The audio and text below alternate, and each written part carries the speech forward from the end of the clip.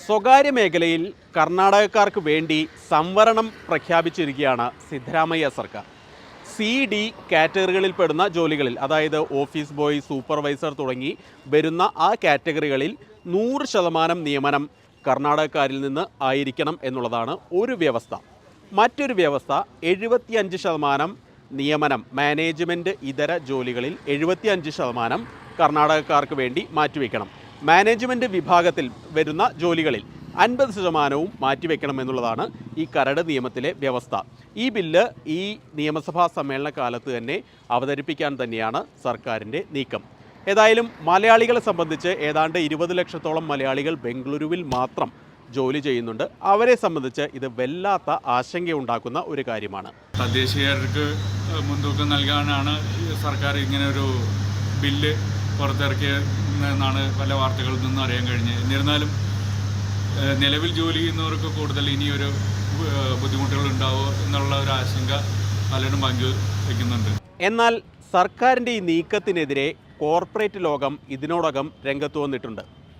ഈ അടിച്ചേൽപ്പിക്കുന്ന സംവരണം സ്കിൽഡ് ലേബേഴ്സിൻ്റെ കുറവിന് കാരണമാകുമെന്നുള്ള ആശങ്കയാണ് അവർ പങ്കുവയ്ക്കുന്നത്. നമ്മുടെ നാട്ടിലെ സാധാരണക്കാർക്ക്, അതായത് നമ്മുടെ നാട്ടിൽ നിന്ന് ജോലി തേടി എത്തുന്ന സാധാരണക്കാർക്ക് ജോലി ലഭിക്കുവാൻ ബുദ്ധിമുട്ടുണ്ടാകും. അതുപോലെ തന്നെ IT മേഖലകളിൽ ഒരു വലിയ ഒരു പ്രശ്നം, ഒരു പ്രതിസന്ധി നമ്മൾ നേരിടും. അപ്പം ഇതിനെതിരെ പ്രതികരിക്കുവാൻ വേണ്ടിയിട്ട് ഇവിടുത്തെ നിയമ വിദഗ്ധരുമായി ആലോചിച്ച് വേൾഡ് മലയാളി ഓർഗനൈസേഷൻ മുന്നോട്ട് പോകും. അല്ലെങ്കിൽ തന്നെ കുടിവെള്ള ക്ഷാമം ഉൾപ്പെടെയുള്ള വിഷയങ്ങളിൽ ബംഗളൂരുവിനോട് മുഖം തിരിഞ്ഞു നിൽക്കുകയാണ് IT ഇൻഡസ്ട്രി. ഒരുപക്ഷേ ഈ തീരുമാനം അങ്ങനെ ഒരു നീക്കത്തിലേക്ക് അല്ലെങ്കിൽ ഒരു മനംമാറ്റത്തിലേക്ക് IT കമ്പനികളെ പ്രേരിപ്പിക്കുമോ എന്നുള്ളൊരാശങ്ക നിലനിൽക്കുന്നുണ്ട്. പക്ഷേ പാനിക്കാവേണ്ട ഒരു കാര്യവുമില്ല എന്നാണ് IT-യുടെ ചുമതലയുള്ള മന്ത്രി പ്രിയങ്ക് ഖാർഗെ വ്യക്തമാക്കുന്നത്.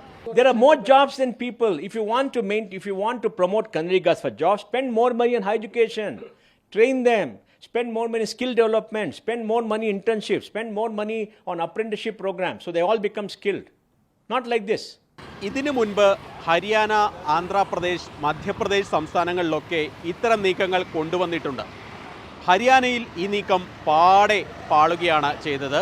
കോർപ്പറേറ്റുകളുടെ വലിയ വിമർശനമാണ് സർക്കാരിൻ്റെ നീക്കത്തിനെതിരെ അന്ന് ഹരിയാനയിലുണ്ടായത്. ഏതായാലും സമാനഗതി കർണാടകയിൽ ഉണ്ടാകുമോ എന്നാണ് ഇനി കണ്ടറിയാനുള്ളത്. ബംഗളൂരുവിൽ നിന്നും KB ശ്രീധരൻ, മാതൃഭൂമി.